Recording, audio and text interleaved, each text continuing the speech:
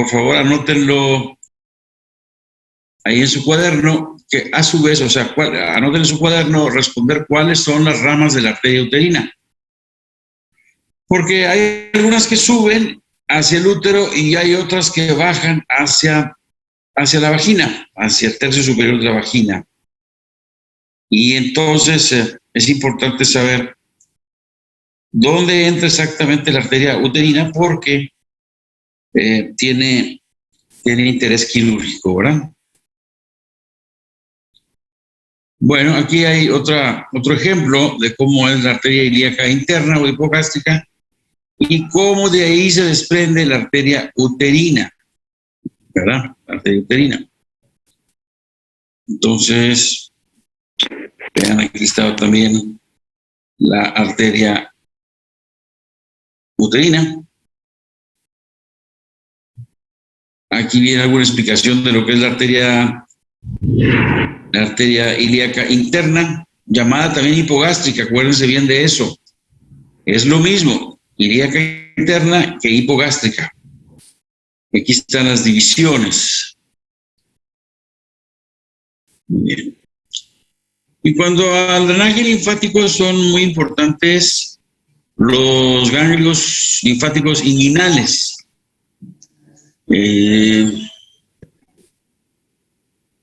Entonces, esta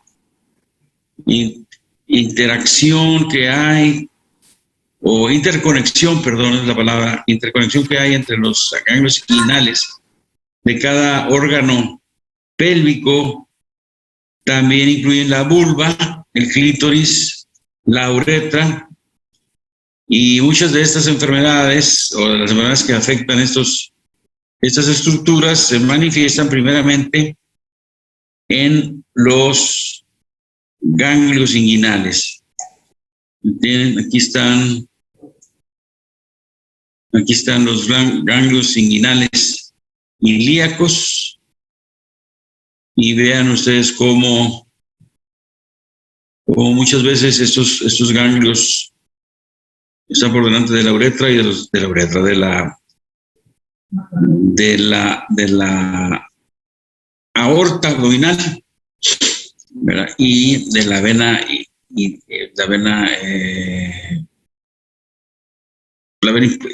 pues que sube, que es la abdominal, comparte con la uretra, que es la vena cava inferior, y entonces todos estos ganglios que están aquí enfrente de la arteria y de la vena cava son importantes porque en cirugía de cáncer, porque si se llega a hacer una cirugía extensa, una cirugía radical de cáncer para cervicuterino o de otro tipo, se tiene que biopsiar y sacar lo más que se pueda de esos ganglios paracavales, ¿verdad? Entonces,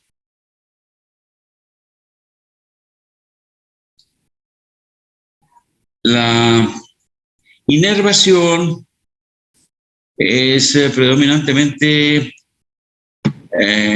autonómica, viene del sistema nervioso autónomo. Entonces,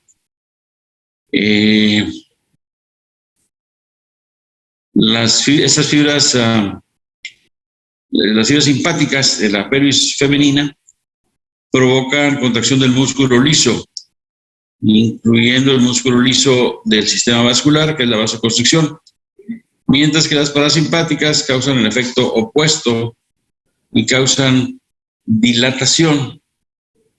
Todo eso tiene importancia en cuanto a la anestesia, ¿verdad? Que, como ustedes saben, el nervio pudendo es el más importante y se encuentra en el canal de los pudendos o de Alcock, como se muestra aquí en el recuadro rojo.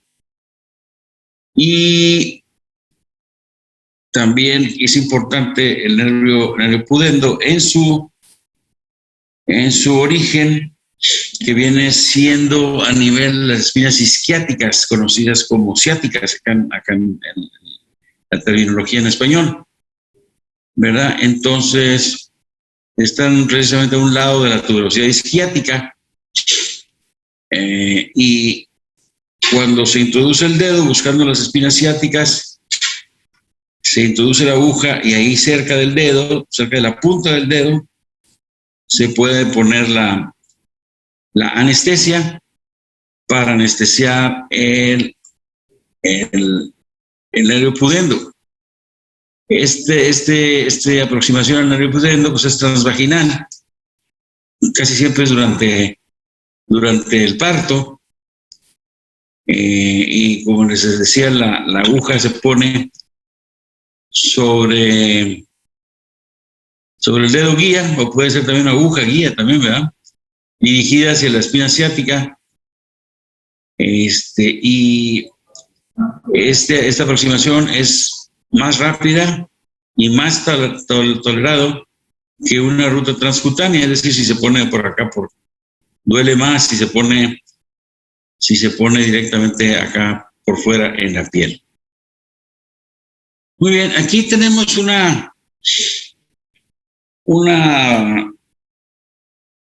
digamos, un esquema posterior de lo que es el útero, recordando que tiene una forma de pera y que es un órgano muscular. Ya saben ustedes que el miometrio es músculo liso, y lo que recubre el útero por dentro es el llamado endometrio, que es un tejido que depende grandemente para su funcionamiento de las hormonas, es hormonodependiente. Decíamos, y eso es importante que lo sepan, que el útero está situado entre la vejiga y el recto. Y tenemos lo que es aquí, lo que se le llama fondo uterino, que es una porción redondeada que parece un domo y está un poquito arriba de lo que es la entrada de las trompas de falopio, ¿verdad? Luego viene lo que se llama el cuerpo del útero, que es todo esto, y que luego se separa, acá más abajo, se separa en lo que se le llama segmento del cérvix. Recordar que aquí en la parte posterior, en esta reflexión del peritoneo, se forma el fondo de saco de Douglas o recto uterino, y que aquí es un punto bien importante porque aquí se acumulan líquidos, sangre, pus, implantaciones de endometrio, en el caso de la endometriosis, y se puede explorar por medio del dedo que entra en la vagina y se explora detrás del cérvix. Ya les hablé de lo que es el miometrio y ya les hablé de lo que es el endometrio. ¿Tiene alguien alguna idea para reforzar este concepto que es muy importante del miometrio y el endometrio? ¿Alguien?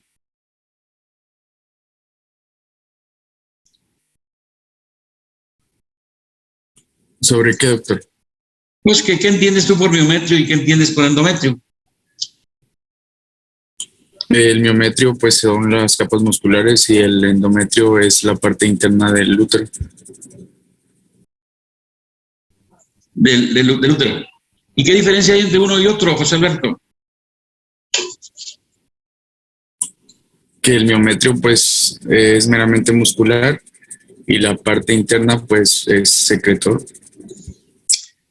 La parte interna no nada más es secretor, también es proliferativo.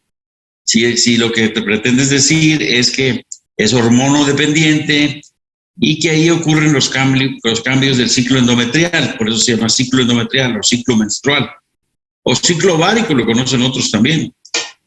y que es menester aprender todo eso para poder entender bien la patología. Pero bueno, ya veo que tienes perfectamente definido lo que es el miometrio y lo que es el endometrio. Pero más abajo, aquí donde está el cursor, está lo que se llama cervix.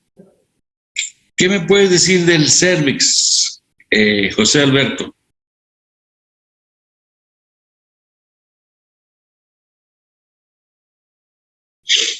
Perdón.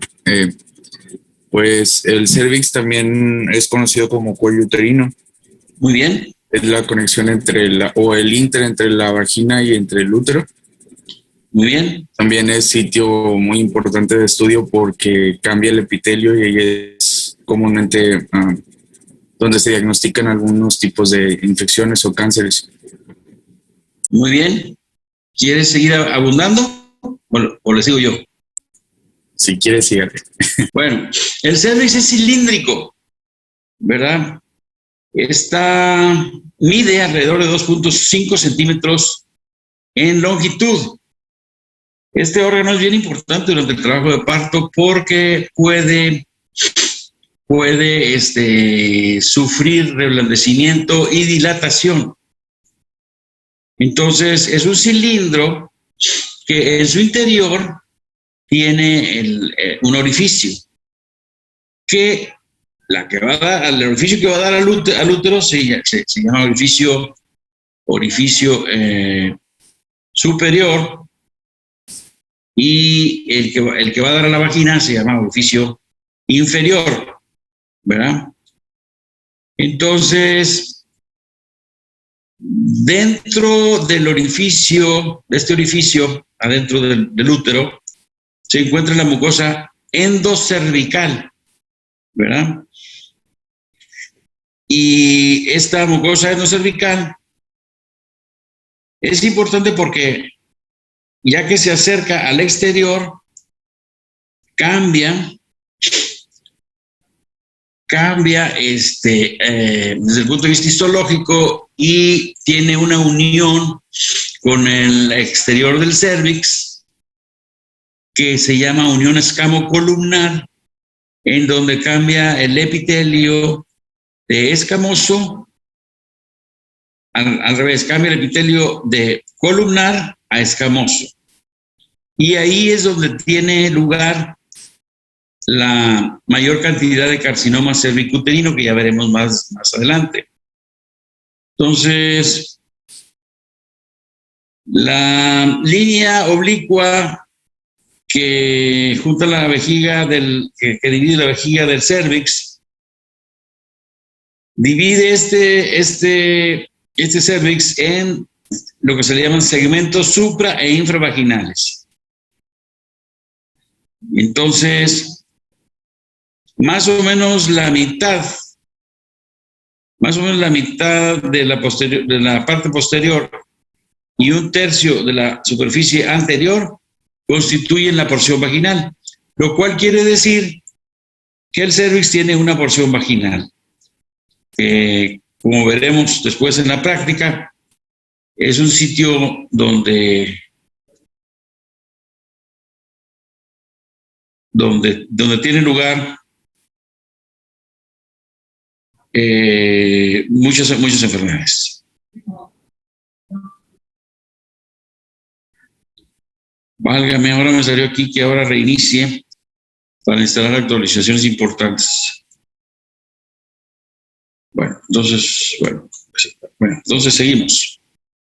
Bueno, esta diapositiva me sirve fundamentalmente para todo lo que dijimos anteriormente, que son referencias y puntos anatómicos importantes, pero me sirve para separar desde el punto de vista la trompa uterina.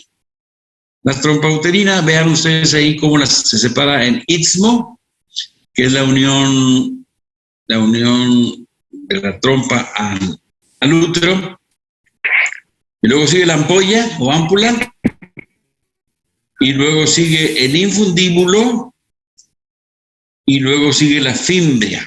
Por favor, nótenlo, esa diferencia anatómica entre los segmentos de la trompa.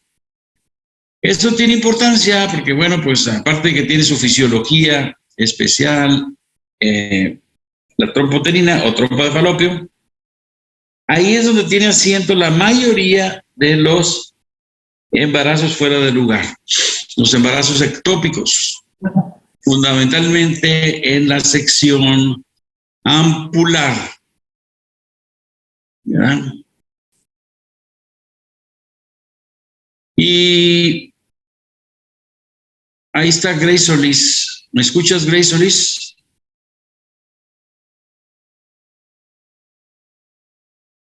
No me escucho. Alguien que me escuche y que me diga en qué consiste el embarazo ectópico o qué es un embarazo ectópico. Es la implantación del óvulo fuera de la zona del útero. ¿Quién está hablando? Eliud. Muy bien, Eliud. ¿Y dónde crees tú que tenga lugar mayormente la implantación de anormal, que porque es una implantación anormal, del embarazo ectópico, de estas partes que les acabo de mencionar? En la ampolla. En la ampolla, muy bien. ¿Y hasta cuántas semanas de gestación puede aguantar ahí en la ampolla de crecimiento? No sabría decirle, pero he leído que hasta las 16 semanas. No, es mucho. Y algo. Hasta las 16 semanas probablemente acá en el ístmico. O sea, un embarazo ectópico ístmico. También depende de la zona. Sí, porque no puede crecer hasta 16 semanas, por ejemplo, en la ampolla. Ahí vi a David Gallegos. David, ¿eres tú? Sí, aquí ando, Doc. Ándale, David. ¿Por qué no quisiste ser jefe ya? No, pues la coordinadora deshizo el grupo y ahorita estoy con, pues este grupo creo que era el C o el D, no me acuerdo, y pues nomás le cambiaron el nombre del grupo.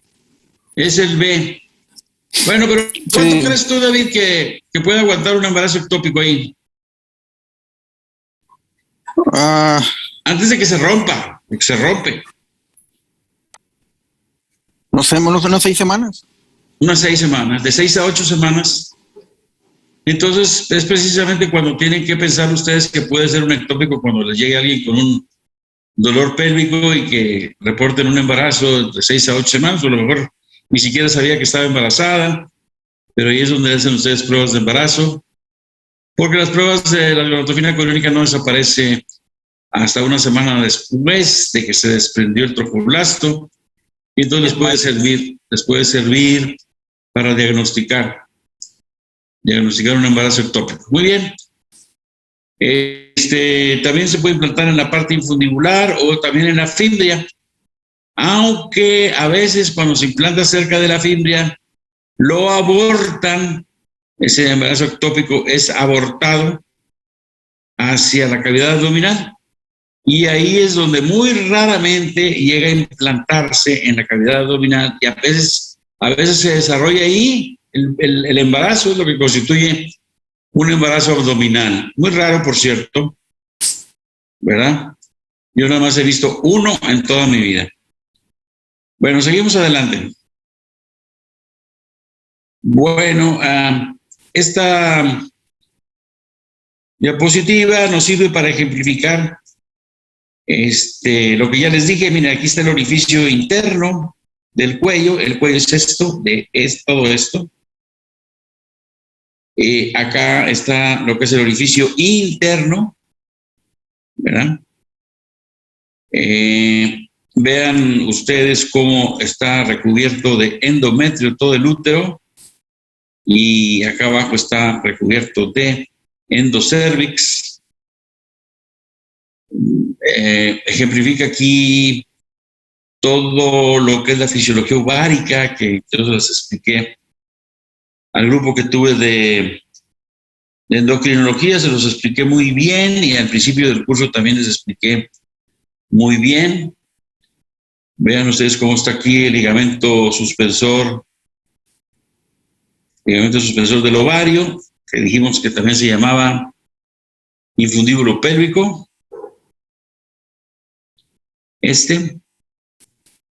Nuevamente todas las partes de la trompa. Aquí, cuando se implanta aquí en el intersticio el embarazo ectópico, como no se rompe igual que la ampolla, puede durar más tiempo. Igualmente es mucho más peligroso porque sangra más. Vean ustedes lo que es el fondo uterino aquí, y al ir creciendo el útero, por ejemplo, cuando está embarazada la paciente, pues se va midiendo hasta dónde llega este fondo uterino para ver si el crecimiento va bien. Muy bien, aquí está lo que se llama el istmo del útero. Los vasos uterinos, cómo llegan. En fin, no sé si tengan alguna pregunta hasta aquí, teniendo en cuenta todo esto que estamos viendo. ¿Alguna pregunta? No, doctor, todo bien. Bueno, muy bien. Bueno, entonces aquí estábamos hablando de lo que es el endometrio secretor con sus glándulas llenas de moco, agrandadas, cómo hay anastomosis arteriovenosas con estas arterias que son espirales y que se forman bajo el influjo de la progesterona en la segunda mitad del ciclo. Por esto es lo que es un endometrio secretor. Todo está preparado para recibir al útero, al óvulo fecundado. Vean ustedes cómo están las venas. Y pues todo está listo para recibir al óvulo fecundado.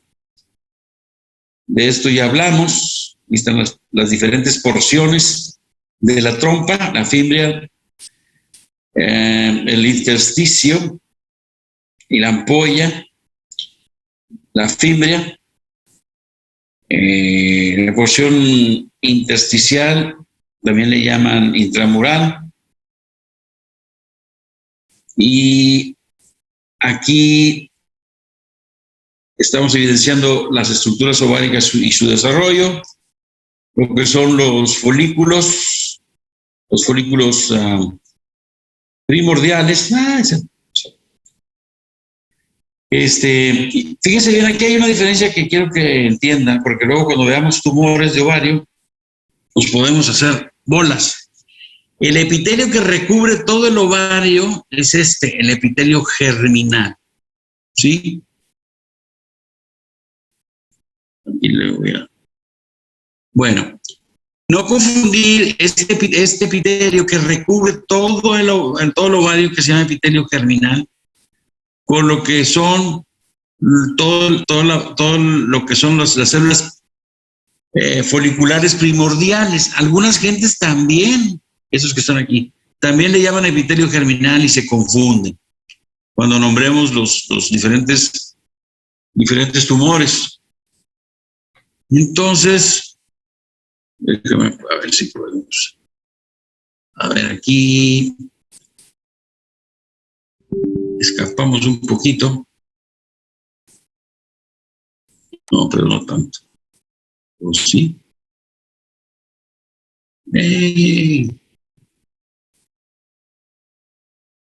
Todos estos son los folículos primarios, ¿verdad? Entonces, no confundir el epitelio germinativo, que es un epitelio superficial de células cuboidales, con los folículos primordiales, que aunque algunas gentes a esto le llaman epitelio germinal. Porque esto se presta a confusiones más adelante, ya verán, cuando lleguemos a tumores de ovario.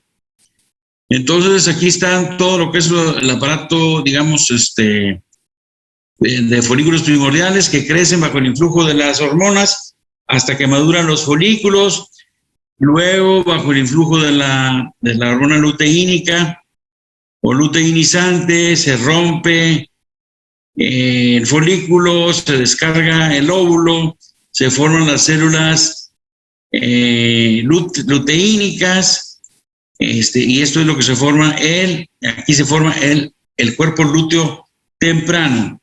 Después el epitelio lúteo maduro. Si hay embarazo, el cuerpo lúteo prosigue en la placenta.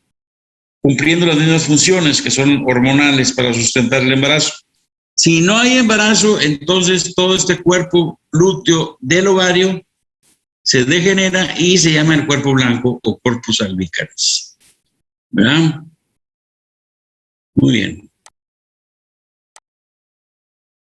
Bueno, fíjense aquí cómo en este folículo que se está desarrollando, que ya lo vieron ustedes todo esto en embriología, hay unas células importantes que revisten el folículo, que son las células de la granulosa, que son las más internas, son las más, pues están revistiendo el folículo por dentro, y luego siguen las células de la teca interna y las células de la teca externa.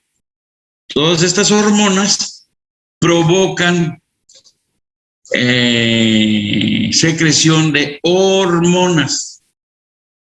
Entonces, todos estos células de la teca granulosa son importantes porque hay tumores específicos de esas regiones. Bueno. De la fisiología del ciclo menstrual, bueno, pues acabamos de hablar de ella. Del ciclo ovárico, pues ya lo sabemos. Del ciclo endometrial, pues es lo mismo, y que no podríamos detenernos mucho en eso. Esto es sobre lo mismo.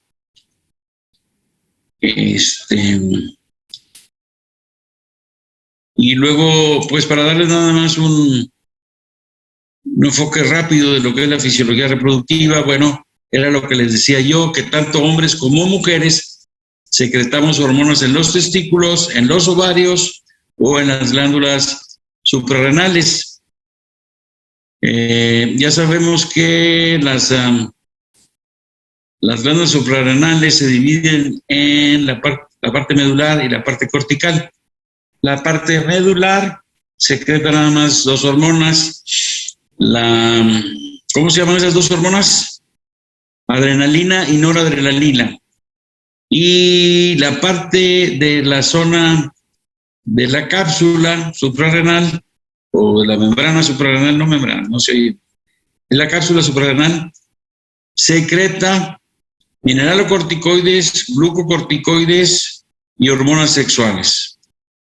Entonces hay enfermedades en que, digamos, empiezan a funcionar antes de tiempo, tanto las suprarrenales como los ovarios, y entonces empezamos a tener menstruación, pubertad precoz.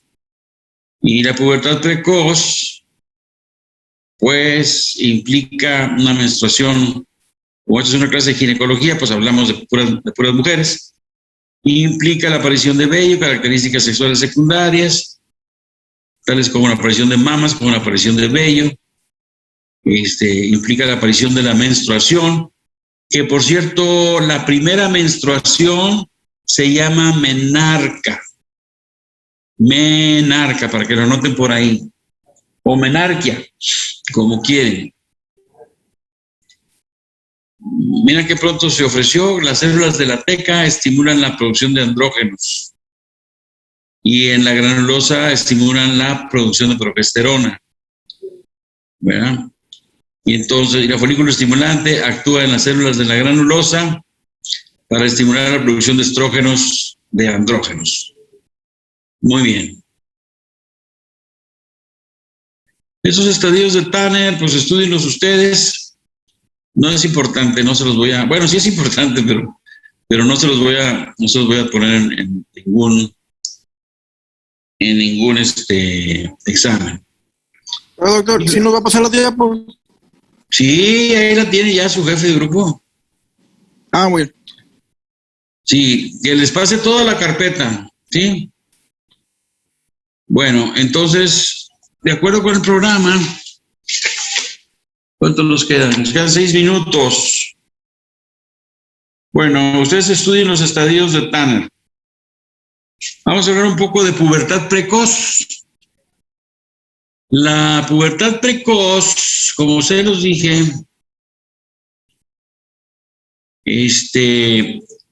a ver, alguien que me diga algo sobre pubertad precoz. ¿Qué es la pubertad precoz?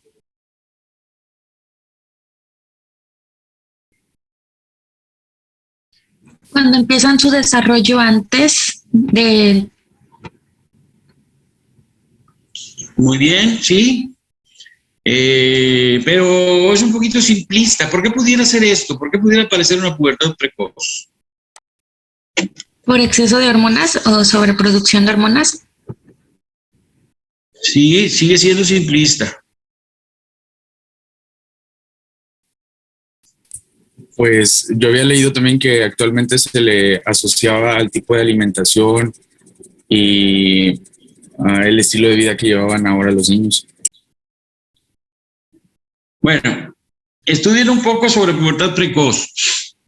Ya les adelanté que estas personas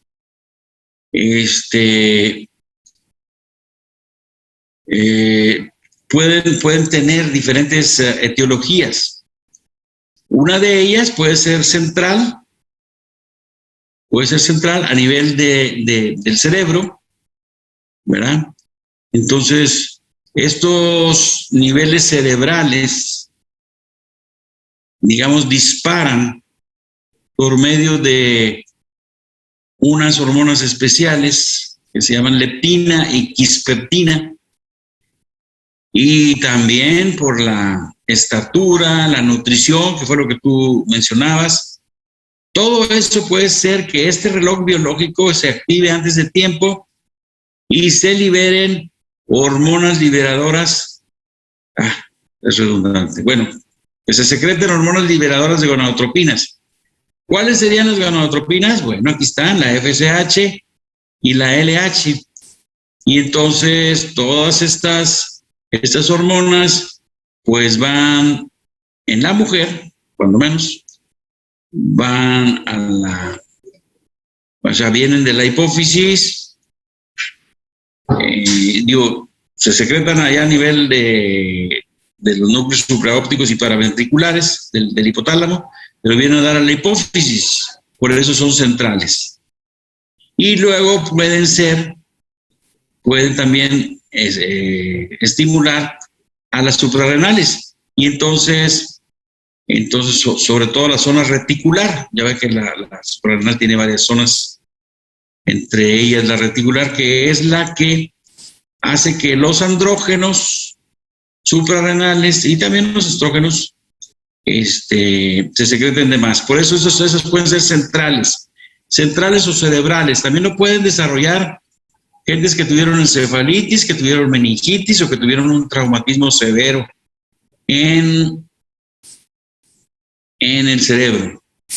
Entonces, aquí tenemos en una mujer, porque esta es una clase de ginecología, ya les dije que pueden ser problemas a nivel superior, o sea, cerebral, central, o pueden ser tumores ováricos o pueden ser tumores suprarrenales los que pueden causar una menopausia precoz. Entonces aparece acné, aparece vello axilar, las mamas se empiezan a reproducir, el útero crece, empieza la menstruación, aparece el vello púbico, el epitelio vaginal se cornifica, empiezan a tomar formas femeninas, o sea, las caderas típicas femeninas aparecen, ¿verdad? Arredondeadas, y se pone más rápida, pues, o se hace más rápida la unión epifisiaria. Por eso estas personas por lo general son un poquito chaparritas, ¿verdad? Entonces, eso es lo que se produce cuando hay problemas de pubertad precoz en la mujer. Entonces, acordarse, puede ser cerebral, puede ser cerebral, puede ser a nivel suprarrenal,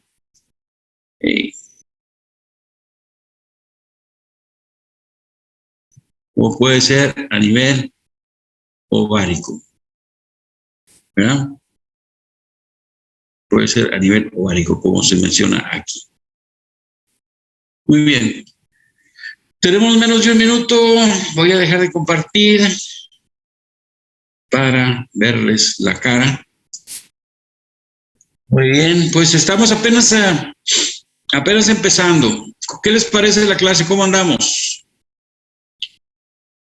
Tenemos que ir un poquito rápido por cuestiones de tiempo, si queremos cubrir la mayor parte del programa. Último comentario. Todo bien, todo bien. Todo bien.